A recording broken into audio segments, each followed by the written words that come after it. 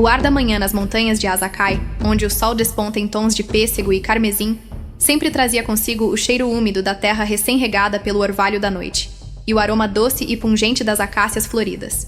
Eu, Lyra, sentia cada brisa roçar minha pele, cada raio de sol aquecer meus ossos, como se a própria montanha falasse através de mim. Nossas terras, lar dos Ashkada, eram um mosaico de cânions profundos e planícies douradas, pontilhadas por cactos gigantes que se erguiam como sentinelas silenciosas. O som constante do vento uivando através das formações rochosas, ora sussurrante como uma canção de ninar, ora estrondoso como um grito de guerra, era a trilha sonora da minha existência. Cresci sob a tutela de Nana, minha avó, cujas mãos calejadas contavam histórias na trama de cada tapete que tecia, e cujos olhos, profundos como lagos noturnos, guardavam segredos que eu só começava a decifrar. Ela me ensinou a ler as estrelas, a ouvir a voz do rio e a respeitar a fúria do deserto.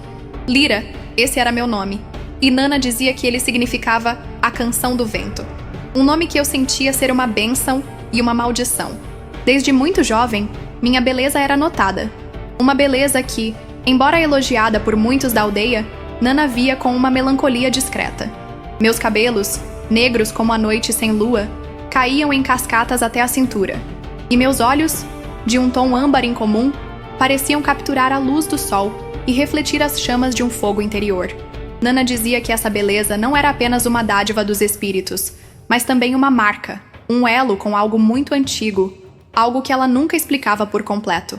Havia sempre um véu de mistério em suas palavras, uma hesitação quando eu perguntava sobre a origem de meus olhos, ou sobre a lenda da marca da luz, que ela ocasionalmente mencionava em murmúrios. Nossa aldeia vivia em harmonia com a natureza, mas a sombra dos homens de ferro, como chamávamos os invasores brancos, começava a se estender por nossas terras. Suas armas de fogo ecoavam pelos cânions, e a fumaça de suas fogueiras invadia o ar puro das manhãs. Eu via o medo nos olhos dos anciãos, a preocupação silenciosa em cada rosto.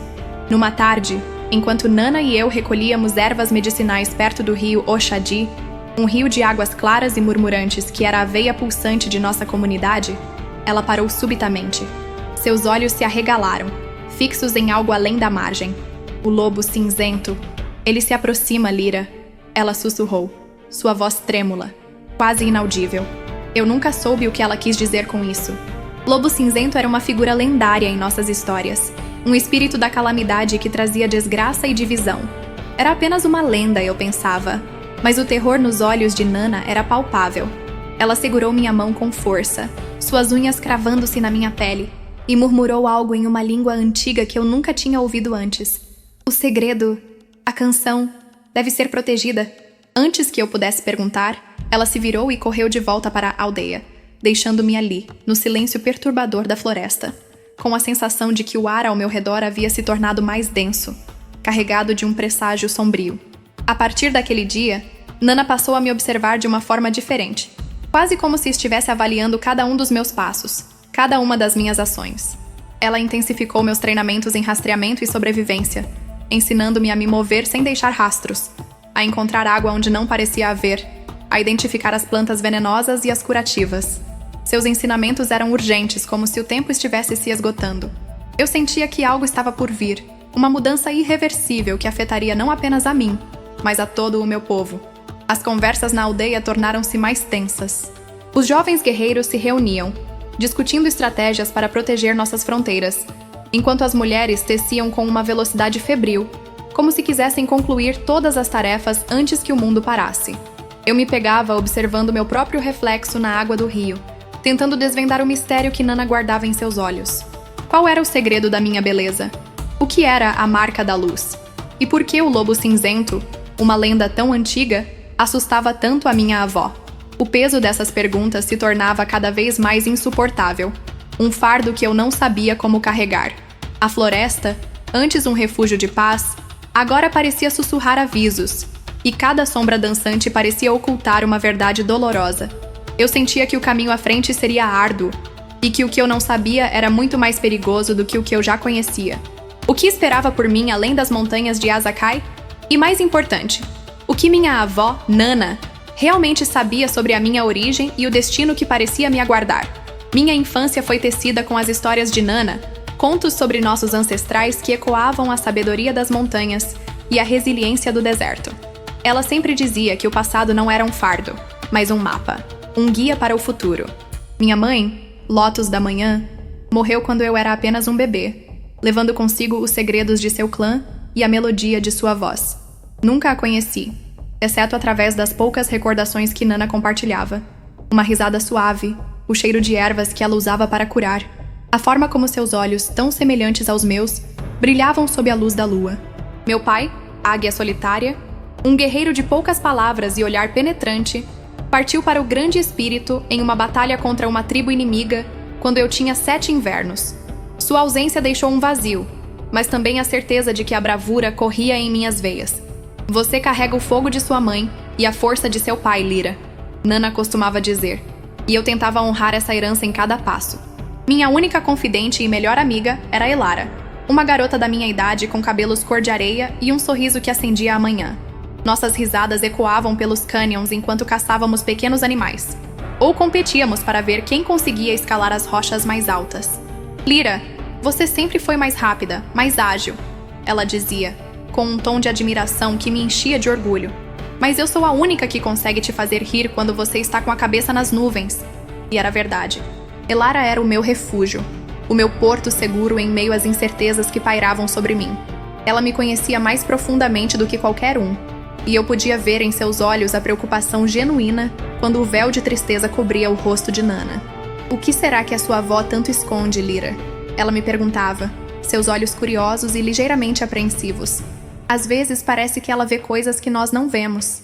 A rivalidade, por outro lado, vinha de Kyle, um jovem guerreiro ambicioso, com músculos definidos e um olhar de superioridade. Ele era o filho do chefe da guerra e via em mim não apenas uma beleza, mas também uma ameaça à sua proeminência. Kyle sempre se gabava de suas habilidades na caça e na luta, tentando ofuscar qualquer feito meu. Uma mulher Apache deve saber seu lugar, Lyra. Ele me provocava, com um sorriso altivo.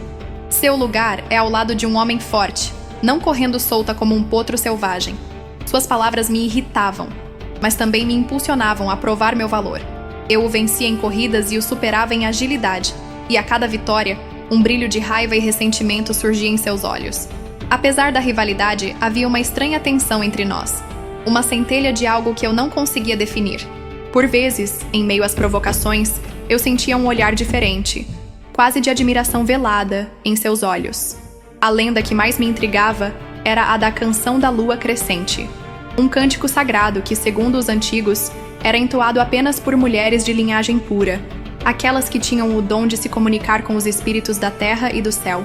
Nana sempre se calava quando eu perguntava sobre isso. Um dia encontrei-a sentada perto da fogueira, seus olhos fixos nas brasas, e murmurei: Nana, a Canção da Lua Crescente, ela é real? Minha mãe a cantava? Ela respirou fundo, e seus olhos se encheram de uma melancolia profunda. Lyra, há verdades que são pesadas demais para serem reveladas antes do tempo certo. A canção não é apenas uma melodia, é um poder, uma responsabilidade. E sua mãe, ela tinha a voz mais pura que já ouvi. Sua canção era como um bálsamo para a alma, um chamado para a cura e para a união. Sua voz diminuiu, e ela desviou o olhar. Mas o mundo não estava pronto para o que ela representava. As palavras de Nana ecoavam em mim. Eu sentia uma conexão inegável com a música, com as melodias que surgiam espontaneamente em minha mente. Canções que pareciam vir de um lugar muito antigo, um lugar de paz e força. Minha voz, apesar de eu nunca ter cantado abertamente na aldeia, possuía uma ressonância que eu mesma não compreendia. Certa noite, enquanto me escondia entre as árvores para observar a lua, uma melodia irrompeu de meus lábios, suave e forte ao mesmo tempo, preenchendo o ar com uma vibração que me fez sentir una com a natureza. Não era a Canção da Lua Crescente, eu sabia, mas era como um eco, um presságio. Senti uma energia estranha percorrer meu corpo, um calor que emanava do meu peito, e por um instante, jurei ter visto as folhas das árvores cintilarem com uma luz etérea. O que era aquilo? Era a marca da luz que Nana mencionava? A dúvida se tornou um grito silencioso dentro de mim. O que minha mãe havia escondido? Que poder era esse que eu sentia borbulhar dentro de mim, esperando o momento certo para se manifestar? O mistério de minha herança se aprofundava, e a urgência de decifrá-lo consumia meus pensamentos. Eu sabia que precisava entender quem eu era antes que o destino me alcançasse. Nossa aldeia, ou Gala, não era apenas um aglomerado de tendas e fogueiras. Era um organismo vivo, pulsante com o ritmo de nossas tradições e o sussurro constante do vento que moldava as rochas. Acordávamos com o primeiro raio de sol, o aroma de fumaça de madeira e carne assada pairando no ar.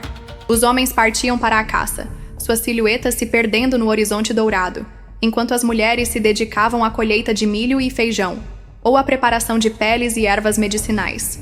Eu me juntava às mulheres, mas meus olhos sempre se perdiam nas vastas extensões do deserto, sonhando com a liberdade de uma águia. A confecção de cestas de junco, a moagem de grãos para a farinha, o tingimento dos fios com pigmentos naturais extraídos da terra. Cada tarefa era um elo com o passado, uma reverência aos que vieram antes de nós.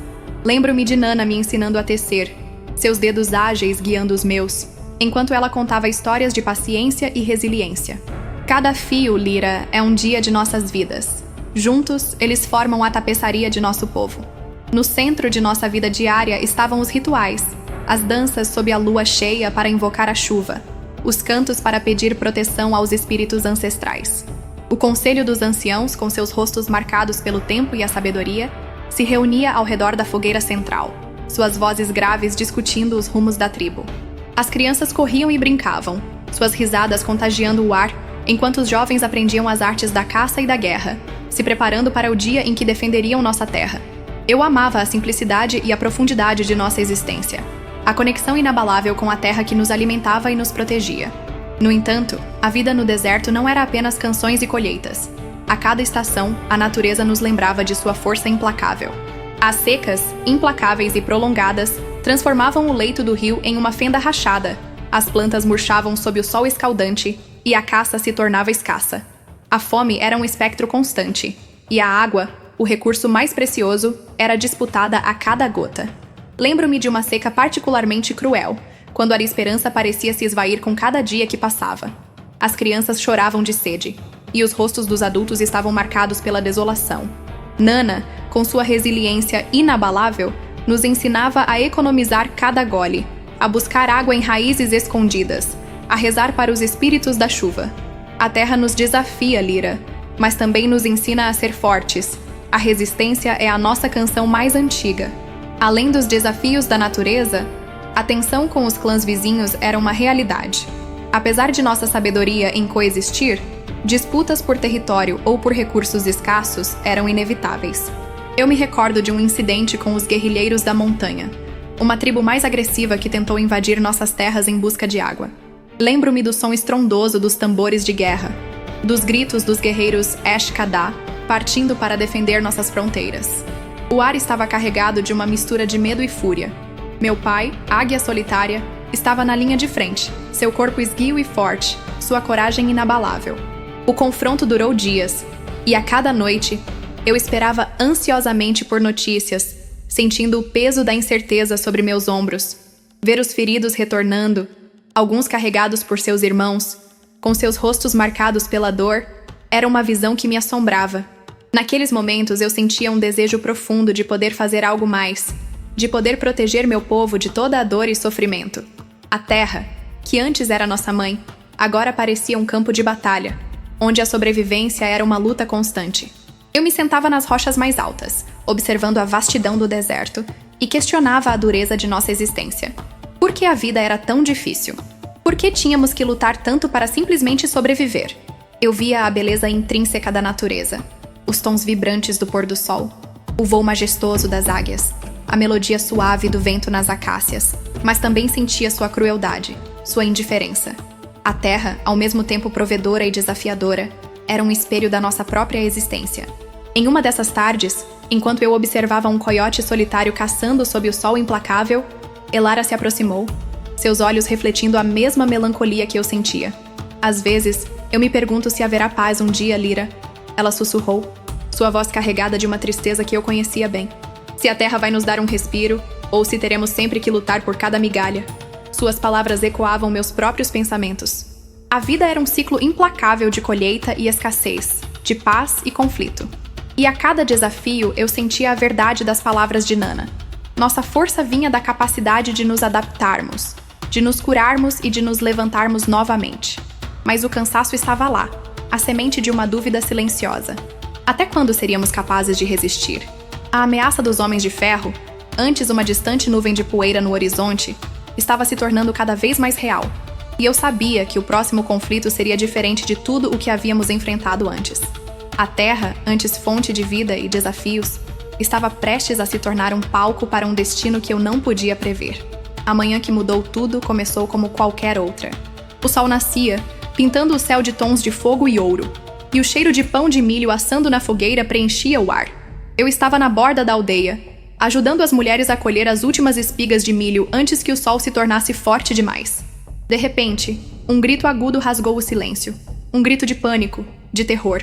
Meu coração disparou. Eu sabia instintivamente que não era o grito de um animal. Era um grito humano, carregado de desespero. Olhei para o horizonte e vi. Uma nuvem de poeira se erguia, densa e ameaçadora, e dela surgiram as figuras dos Homens de Ferro. Não um pequeno grupo de exploradores, mas uma horda, montados em cavalos selvagens, com suas armas brilhando sob o sol. O pânico se espalhou como um incêndio. Os guerreiros da aldeia, poucos em número e armados apenas com arcos e flechas, se posicionaram, seus rostos marcados pela determinação. Meu pai, águia solitária, estava na frente, seu olhar fixo nos inimigos que se aproximavam. "Protejam as mulheres e as crianças!" ele gritou, sua voz firme apesar da ameaça iminente. As mulheres corriam tentando guiar os mais jovens para a segurança dos cânions, enquanto os anciãos entoavam cânticos de proteção. A batalha foi rápida e brutal. O som dos disparos das armas de fogo ecoava pelos vales, sobrepondo-se aos gritos de guerra e aos lamentos dos feridos. Eu me escondi atrás de uma grande rocha, meus olhos fixos na cena, o medo paralisando meu corpo.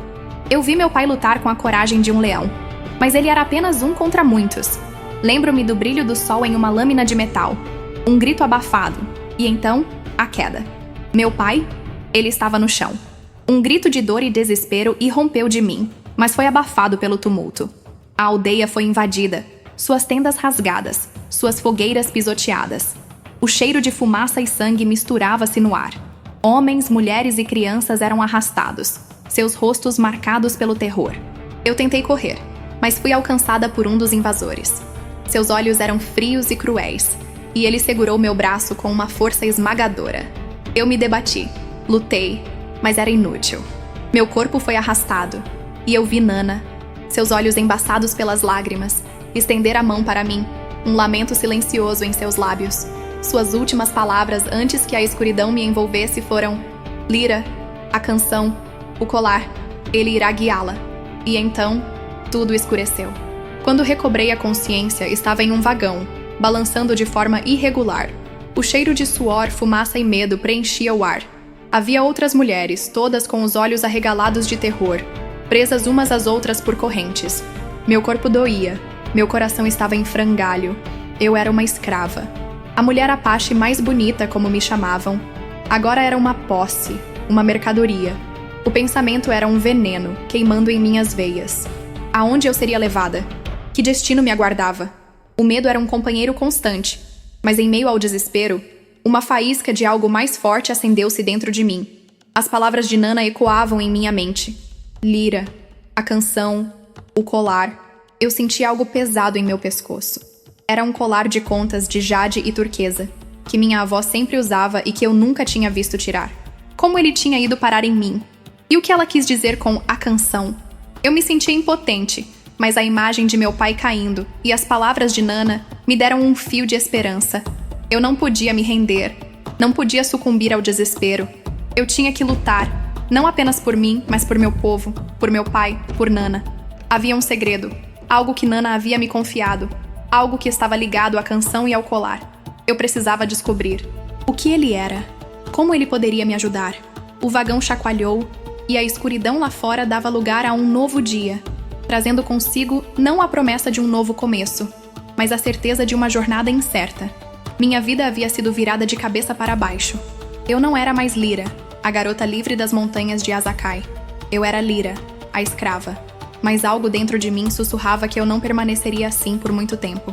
Aquele incidente, cruel e devastador, havia acendido em mim uma determinação que eu não sabia que possuía. Eu me recusava a ser apenas uma vítima. Eu me tornaria a canção que Nana mencionou. E o colar seria meu guia. O caminho seria perigoso, mas a necessidade de respostas e a sede de justiça eram mais fortes do que qualquer medo.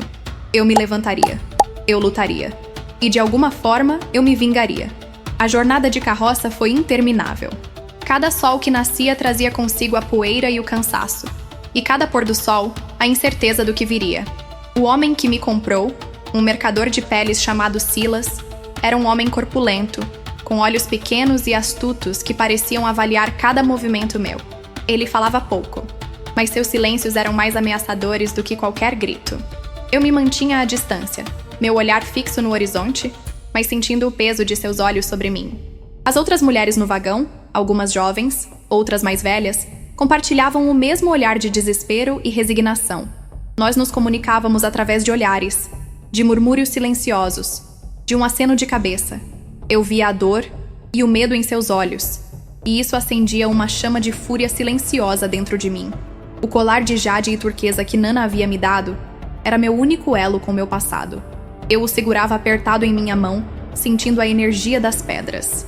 Às vezes, à noite, quando todos dormiam, eu sentia um leve formigamento vindo do colar, uma vibração sutil, quase como um batimento cardíaco. Era a canção que Nana mencionou? Eu me perguntava. Eu tentava entoar as melodias que surgiam em minha mente, as canções que eu sentia que vinham de algum lugar profundo dentro de mim. Não eram canções de tristeza, mas de força, de resiliência. Eu as cantava baixinho para que ninguém ouvisse e sentia um conforto estranho, uma conexão com algo que eu não conseguia nomear.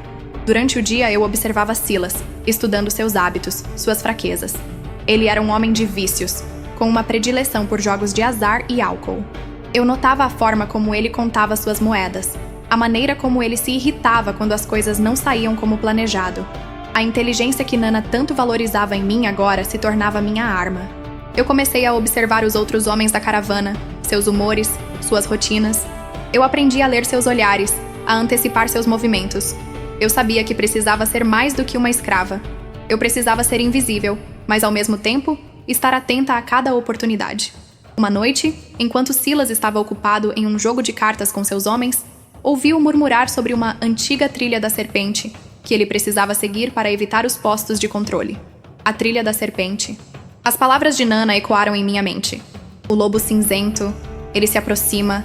O lobo cinzento, o espírito da calamidade, era uma metáfora para algo mais. Eu sabia. Mas o quê? E a trilha da serpente? O que ela significava? Eu sabia que havia uma lenda antiga entre nosso povo sobre uma trilha secreta, oculta nas montanhas, que só era visível para aqueles que tinham a visão do espírito. Será que Nana estava me dando uma pista? Naquela mesma noite, o formigamento no colar tornou-se mais intenso. Eu o tirei do pescoço e as contas de jade e turquesa cintilaram com uma luz suave. Eu o virei na palma da minha mão e senti uma pequena saliência. Era um compartimento secreto. Com os dedos trêmulos, eu o abri. Dentro, havia um pequeno pergaminho, enrolado e amarrado com um fio de cabelo. O pergaminho era velho e amarelado, com desenhos estranhos e símbolos que eu nunca tinha visto antes. Era um mapa? Ou talvez um código? Enquanto eu o examinava sob a luz fraca da fogueira, Silas se aproximou, sua voz arrastada pelo álcool. O que você está escondendo, escrava? Ele tentou pegar o colar, mas eu o segurei com força. É apenas uma lembrança de minha avó, eu disse. Minha voz mais firme do que eu esperava. Ele me olhou desconfiado, mas depois riu, um riso rouco e desagradável. Seu avô não te trouxe sorte, não é mesmo? Agora você me pertence. Ele me jogou de volta no vagão e eu apertei o pergaminho em minha mão, sentindo o peso da responsabilidade. Na manhã seguinte, a caravana se desviou da trilha principal, entrando em um desfiladeiro estreito e rochoso. Era a trilha da serpente. Eu sabia. O formigamento no colar era quase palpável, e eu senti uma energia crescendo dentro de mim. Naquele dia, a paisagem se tornou mais selvagem, as montanhas mais íngremes e o ar mais rarefeito. Eu observei Silas, seu rosto tenso, seus olhos procurando por algo. Ele estava preocupado.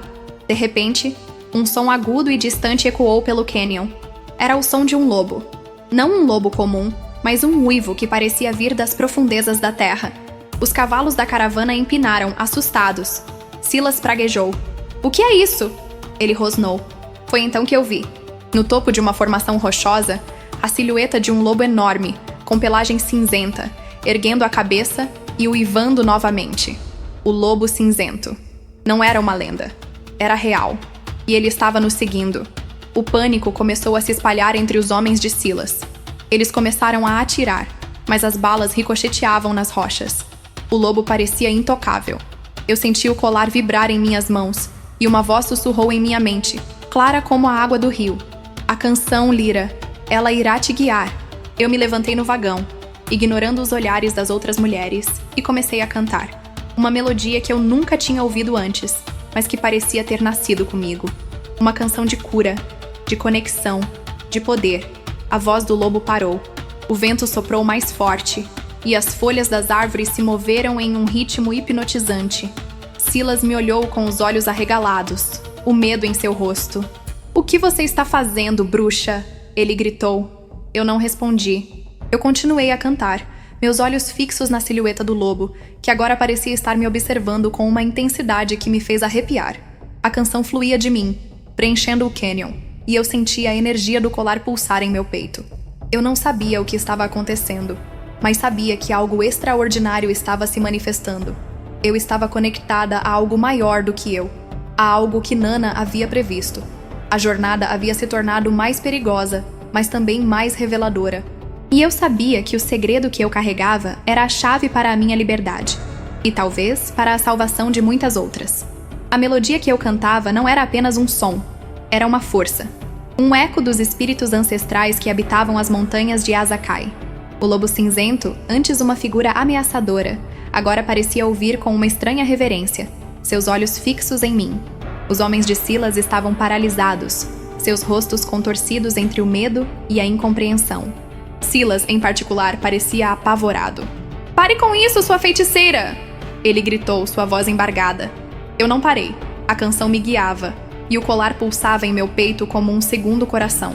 De repente, o chão tremeu. Pedras começaram a despencar das encostas, e um rugido distante ecoou.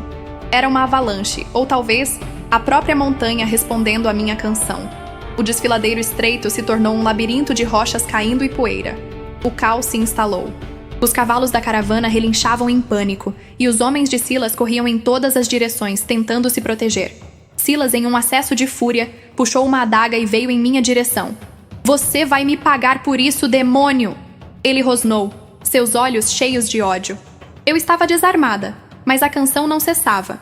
Minha voz se elevava acima do barulho do desmoronamento, e eu senti uma onda de energia percorrer meu corpo. No momento em que Silas se lançou sobre mim, o lobo cinzento saltou da rocha, rápido como um raio, e se posicionou entre nós. Ele rosnou, expondo suas presas afiadas, e Silas cambaleou para trás, caindo de costas. O lobo cinzento não o atacou. Ele apenas o encarou, seus olhos flamejantes. E Silas, paralisado pelo terror, recuou. Eu vi uma abertura, um instante de oportunidade. As correntes que me prendiam às outras mulheres estavam soltas por causa do tremor da terra. "Coram!" Eu gritei para as outras mulheres, minha voz surpreendentemente forte. "Agora, para as montanhas!" Elas hesitaram por um momento, seus olhos arregalados, mas então, o instinto de sobrevivência as impulsionou. Elas começaram a correr, se esgueirando entre as rochas que caíam e os homens confusos de Silas. Eu olhei para o lobo cinzento, e ele me olhou de volta, seus olhos profundos e sábios. Havia algo nele, algo que eu reconhecia, mas não conseguia nomear. Ele era um guardião, eu sabia. Um guardião que Nana havia invocado com suas palavras finais. Enquanto as mulheres fugiam, eu me voltei para Silas, que tentava se levantar, seu rosto pálido e suado. "Você não me possui, Silas", eu disse, minha voz baixa, mas carregada de uma autoridade que eu mesma não reconhecia. "Você nunca possuirá ninguém. A terra não se vende e os espíritos não se submetem." Ele tentou me atacar novamente, mas eu desviei, mais rápida do que ele esperava. A canção ainda ecoava em mim, e eu me movia com uma agilidade que eu nunca soubera que possuía. Eu me lembrei de tudo o que Nana havia me ensinado. A rastrear, a fugir, a lutar com a própria natureza. Eu vi uma fenda estreita na rocha, e o tremor da terra a havia alargado o suficiente para que eu passasse. Eu pulei, me esgueirando para dentro, e a terra se fechou atrás de mim com um estrondo, bloqueando a passagem. Silas gritou de raiva e frustração. Eu estava presa. mas também estava livre dele. Dentro da fenda, a escuridão era quase total, mas o colar continuava a brilhar. Eu tateei o chão e meus dedos encontraram uma pequena abertura. Eu me arrastei por um túnel estreito, o cheiro de terra úmida e minerais preenchendo minhas narinas. O túnel se abriu em uma caverna, e eu percebi que não estava sozinha. Havia pinturas nas paredes, cenas de caça, rituais e figuras femininas com olhos como os meus, cantando sob a lua. Era um santuário, um lugar sagrado. No centro da caverna, havia uma nascente de água cristalina, e ao lado dela, uma pequena caixa de madeira entalhada. Meus dedos tremeram ao abri-la. Dentro, havia um pergaminho ainda mais antigo que o do colar, e um pequeno amuleto de obsidiana negra. O pergaminho continha escrituras em uma língua ancestral que eu comecei a compreender de alguma forma, uma voz antiga sussurrando em minha mente. Eram os registros das sacerdotisas da Canção da Lua Crescente, a linhagem de minha mãe. O segredo que Nana guardava era a minha própria herança.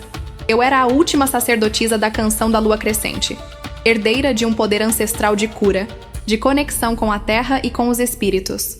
A marca da luz era o brilho em meus olhos, a ressonância em minha voz, a capacidade de invocar os elementos e a própria natureza para me proteger. O lobo cinzento não era uma lenda de calamidade, mas o espírito protetor de minha linhagem. Um guardião que se manifestava para aqueles que carregavam a canção. A redenção não era apenas a minha fuga, mas a descoberta de quem eu realmente era. Eu não era uma escrava, eu era uma rainha, uma sacerdotisa, uma guardiã de um poder antigo. A dor da perda de meu pai, a humilhação da escravidão, tudo se transformava em uma força. Eu não seria mais a vítima. Eu me levantaria, e a canção seria a minha arma. A jornada me havia levado ao fundo do poço, mas também me revelou o caminho para a minha verdadeira essência. A caverna se tornou meu santuário, meu refúgio e minha escola. Dias se transformaram em semanas, e eu me aprofundei nos ensinamentos das sacerdotisas da Canção da Lua Crescente. A cada pergaminho que decifrava, a cada símbolo que compreendia, sentia uma nova camada de poder se manifestar dentro de mim. O amuleto de obsidiana, quando segurado, me conectava a uma rede de energia subterrânea, revelando veios de água escondidos e o murmúrio das raízes das árvores. O colar de Nana era mais do que um guia. Era um amplificador, canalizando a energia da terra através de mim, permitindo que minha voz ecoasse com a força das montanhas. Eu aprendi a invocar os ventos para levar mensagens, a acalmar as tempestades com uma melodia suave, a curar feridas com o toque de minhas mãos. Eu não era mais apenas Lyra. Eu era a voz da terra, a guardiã da canção. Minha primeira missão foi encontrar as outras mulheres que fugiram. Eu as rastreei pelos cânions, guiada pela intuição e pelos sussurros do vento. Elas estavam escondidas, famintas e traumatizadas, mas vivas. Quando me viram, seus olhos se arregalaram. Eu não era a mesma garota que havia sido levada. Havia uma aura de força e sabedoria em mim. Contei-lhes sobre o lobo cinzento, sobre a canção, sobre a verdadeira natureza de minha herança. Elas, céticas a princípio, testemunharam meu poder quando conjurei água de uma rocha seca ou chamei os ventos para varrer suas lágrimas. Juntas, nós nos fortalecemos, nos curamos, e eu as ensinei a usar a terra a seu favor, a encontrar alimento onde parecia não haver e a sentir a energia dos espíritos. A notícia de uma mulher espírito que caminhava entre os cânions começou a se espalhar, chegando aos ouvidos de Silas. Ele, furioso com a minha fuga e a perda de suas escravas, me caçou incansavelmente. Mas eu estava sempre um passo à frente, usando meu conhecimento da terra e meu poder recém-descoberto para frustrar seus planos. Ele me queria de volta, não apenas como escrava, mas como um troféu, uma prova de sua dominação. O confronto final ocorreu em um vale isolado, onde Silas e seus homens nos encurralaram. Eu me posicionei à frente das mulheres, meus olhos âmbar brilhando com uma intensidade que Silas nunca havia visto. Você pode ter roubado meu corpo, Silas, mas nunca roubará meu espírito, eu disse, minha voz ressoando pelo vale. A terra me protege, e os espíritos me guiam. Ele riu puxando sua arma. Blasfêmia, você é apenas uma escrava que se rebelou. Eu comecei a cantar. A canção da lua crescente, não mais um sussurro, mas um rugido. O chão tremeu sob nossos pés, e as rochas ao redor de Silas e seus homens começaram a se mover, prendendo-os. O vento se tornou um turbilhão, levantando poeira e areia, cegando-os. O próprio lobo cinzento surgiu do desfiladeiro. Seus olhos flamejantes, sua presença imponente. Os homens de Silas gritaram em pânico, atirando para o alto, mas suas balas eram inúteis. Silas tentou escapar, mas o lobo cinzento o bloqueou, sem atacá-lo, apenas o confrontando com sua presença aterrorizante. Eu não os feri. A canção não era para a destruição, mas para a restauração do equilíbrio. Eu desarmava-os, removia sua capacidade de causar danos, e os deixava à mercê do deserto. A terra os julgaria. Silas, que havia me comprado como escrava, estava agora indefeso, à mercê da mulher que ele subestimou. A humilhação em seu rosto era a minha redenção. As mulheres que antes eram prisioneiras agora estavam livres, seus olhos cheios de admiração e gratidão. Minha jornada me transformou na rainha que eu estava destinada a ser. Não de um trono, mas da terra, dos espíritos e do coração de meu povo. Eu reconstruí minha tribo, guiando-os com a sabedoria das antigas sacerdotisas. A aldeia Ogalá, que parecia perdida, ressurgiu, mais forte e unida do que nunca. Eu não impus meu poder. Eu o usei para guiar, para curar, para ensinar. Eu me tornei a voz dos que não tinham voz, a protetora dos desamparados. A canção da lua crescente se tornou um símbolo de esperança, um lembrete de que mesmo nas profundezas da escuridão, a luz da verdade e da força interior pode emergir. O legado de Lyra, a sacerdotisa da canção, perdurou por gerações. Nossas tradições foram preservadas, as lendas contadas e recontadas, e o mistério do lobo cinzento continuou a ser uma parte intrínseca de nossa cultura, um lembrete de que os espíritos da terra estão sempre vigilantes.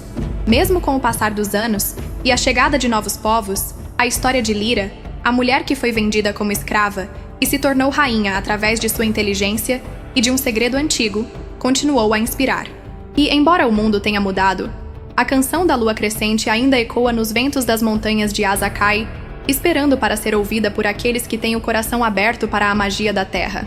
Se inscreva no canal para não perder nenhuma história épica sobre nossos ancestrais indígenas e o universo fascinante das lendas das aldeias. Aqui você descobre os segredos, as raízes, os mistérios e as verdades por trás das lendas que marcaram para sempre a história dos povos originários do Brasil. A saga continua, e você não pode ficar de fora.